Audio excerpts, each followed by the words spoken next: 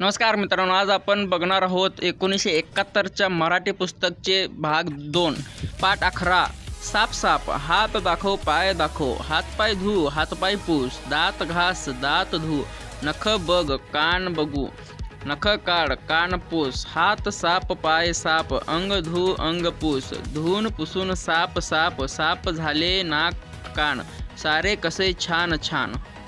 पाठ 12 टेकडीवरील देऊळ। ती पहा टेकडी, टेकडीजवळ ओढा आहे, टेकडीवर एक देऊळ आहे, देऊळ रामाचे आहे, देऊळ छान आहे, देवळाला जायला वाट आहे, वाट वाकडी तिकडी आहे, सकाळची वेळ छान गार हवा, रामाला जाऊन पान फुल वाहा। पाठ 13 उजळणी। ए ओ अम झ ट ठ ड थ फ। पाठ 14 पोपट। पोपट पोपट बोलतोस गोड पण झालास रोड, खाना जरा पेरूची फोड, भाऊ भाऊ बोलतोस गोड देतोस फोड, दार उघड आणि मला सोड, भाऊ भाऊ रानात जाईन फळे खाईन ढाळीवर बसून झोके घेईन।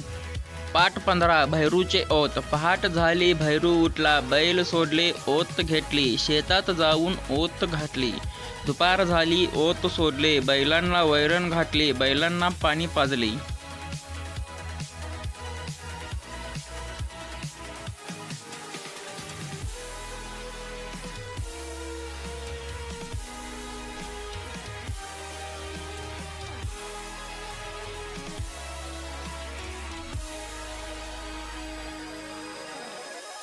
जवळच एक झाड होते, बैल झाडाखाली बसले, भैरूने भाकरी काढली, झुणका भाकरी कैरी लोणचे, भैरू झाडाखाली बसला, आवडीने जेवला, भैरूने परत ओत धरले, दिवस मावळला, ओत सोडले, ओत घेऊन तो घरी गेला।